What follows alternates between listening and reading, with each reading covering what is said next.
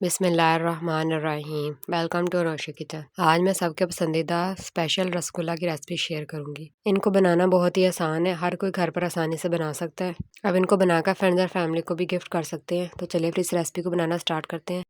इस रेसिपी को बनाने के लिए आपने सबसे पहले 1 किलो या 2 किलो जितने के भी आपने बनाने हैं उसमें आपने लीमू या फिर दही डाल के उसको मिक्स करके चूल्हे पे रख देना है। जब वो पकने लगेगा तो फिर इस तरीके से ये लैदा हो जाएगा, पानी सा उसका लैदा हो जाएगा। तो आपने इस तरह किसी जाली में इसको डाल के रख देना है या किसी मलमल के कपड़े में आप इसको डाल के लटका दें ताकि एक्स्ट्रा पानी सारा निकल जाए।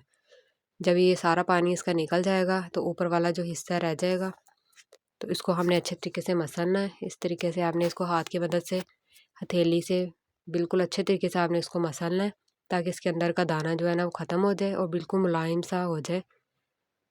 कि इस तरीके से आप इसको मसलते जाएं अच्छे तरीके से। ये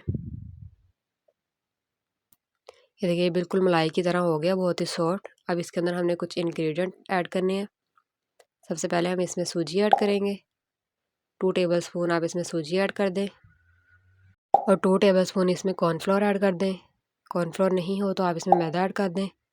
1/3 टेबलस्पून इसमें बेकिंग पाउडर का ऐड कर दें और इसको फिर दोबारा से अच्छे तरीके से आपने इसको गूंद लेना है, मसल के अच्छे तरीके से। सारे इंग्रेडिएंट अच्छे तरीके से इसमें मिक्स कर लेने हैं। ये देखिए बहुत अच्छे से इसको मिक्स कर लिया था। अब इसको रसगुल्ले की शेप दे देनी है। आप चाहे तो इसको गोलाई में बना लें या इस तरीके से लंबाई में बना लें। हल्का सा आपने इसको प्रेस करते हुए बिल्कुल गोलाई में इसको घुमाते हुए आपने इसको रसगुल्ले की शेप दे देनी है और दोनों तरफ से इसको राउंड सा कर देना है। ये देखिए इस तरीके से बहुत ही ईजीली ये बन जाते हैं।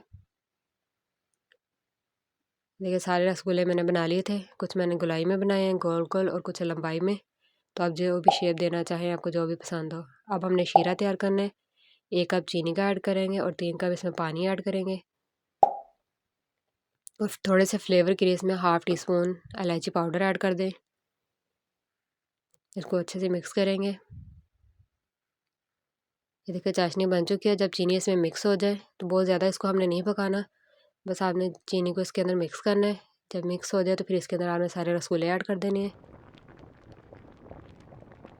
उसको मीडियम फ्लेम के ऊपर आपने इसको पकाते जाना है और हल्का हल्का इसको चम्मच की मदद से आपने हर तरफ से इसको पका लेना है।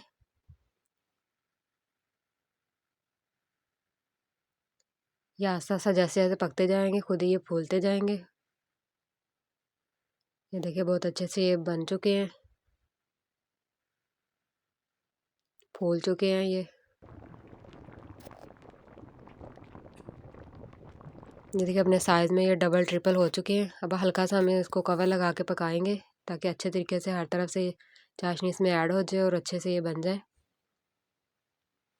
तकरीबन 10 से 15 मिनट लगते हैं इनको पकने में। जब ये इस तरीके से अपने साइज़ में डबल ट्रिपल हो जाए तो बस ये रेडी है। आप इसको निकालें और आपने ठंडी चाशनी में इसको निकाल के डालना है। जब भी आप चाशनी शुरू में बनाएं तो हाफ़ चाशनी को आप निकाल के ठंडा कर लें और फिर जब रसगुल्ले रेडी हो जाए तो फिर आपने ठंडी चाशनी में इसको डाल देना है। जब ये चाशनी में पकते हैं तो ये बहुत सॉफ्ट से होते हैं, तो इसीलिए इसको ठंडी चाशनी में डाल के रखा जाता है ताकि ये बिल्कुल जो जैसे हम बाज़ार से लेकर आते हैं हार्ड से वैसे ही हो जाए। ये देखिए सारे मैंने बना लिए थे और इसको चाशनी में रख दिया था और ये ठंडे हो चुके हैं, बिल्कुल बाज़ार जैसे रसगुल्ले बनकर रेडी हुए हैं। जब ये ठंडे हो जाएँ तो आपने इसको निकालना है, डिश आउट करना है और इनको सर्व करना है। ये देखिए इस तरीके से आपने इसको प्लेट में निकाल लेना है। ऊपर थोड़ा सा बादाम लगा दें। ये देखिए आपको निकाल के भी दिखा देते हैं, बिल्कुल अंदर से जाली सी बनी हुई है जैसे बिल्कुल बाजार की होती है।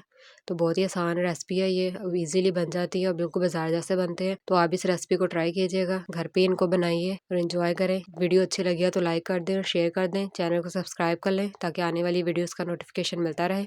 Thanks for watching Anosha kitchen.